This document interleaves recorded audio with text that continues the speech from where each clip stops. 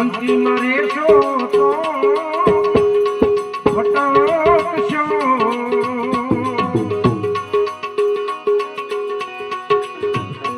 એમ બોલ્યા રામા પીર.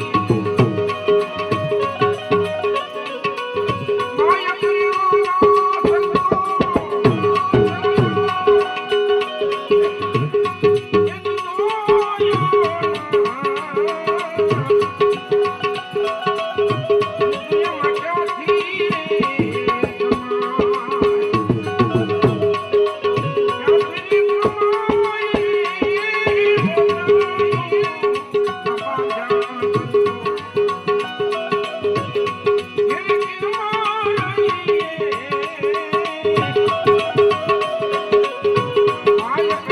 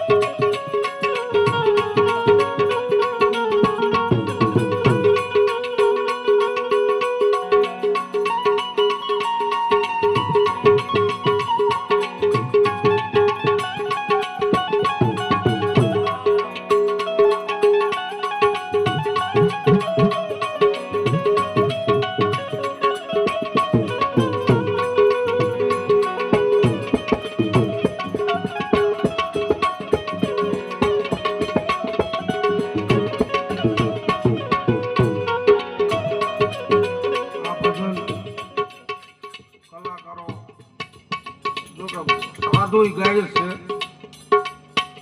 કે ભાઈ સોનલા કટારી સતીએ કર ધરીને મારી પોતાને પેટ. કટારી હોનાની હોય ભજન છે ને ભજન એ સમજી વિચારીને ગવાય.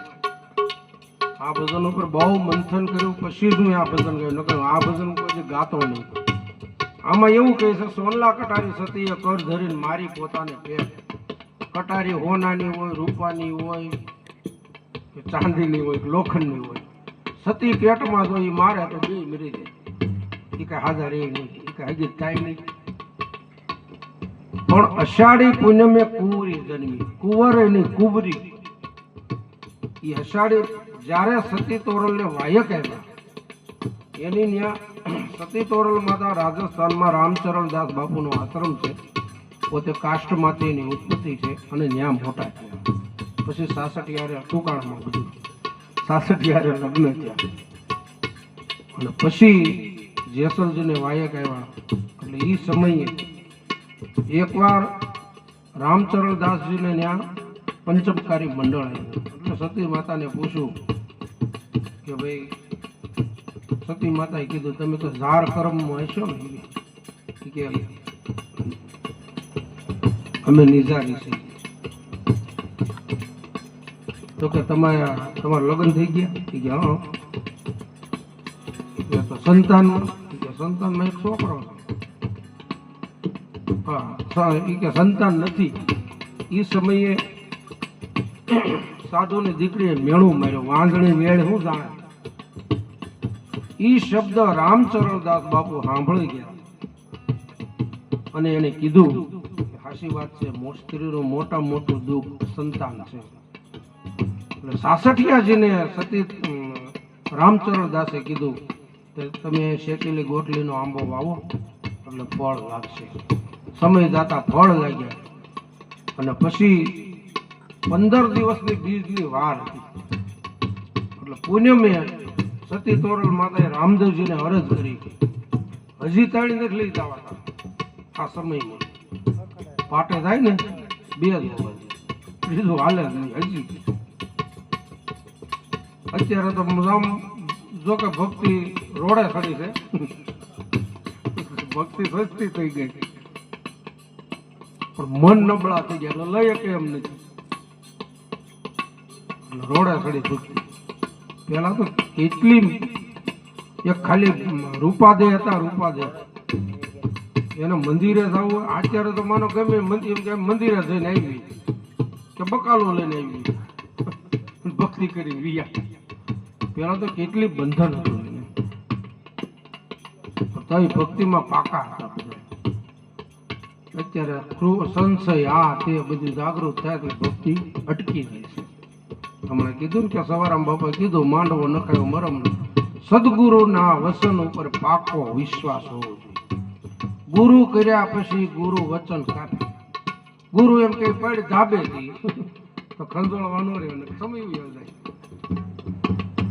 વયો જાય હમણાં નો કીધું ગઈ પલ તારી ફેર નો પલ જ આવે આ વાણીમાં કહે છે કે ભાઈ 3 દિવસ ને 3 ઘડી એમ સદગુરુ મહારાજ જયારે શિષ્યને ઉપદેશ આપે ને તો 3 પલ જ થાય સોથી પલ નો થાય જે કઈ વસ્તુ છે 3.5 માં આપણે 3.5 મણની કાયા કહી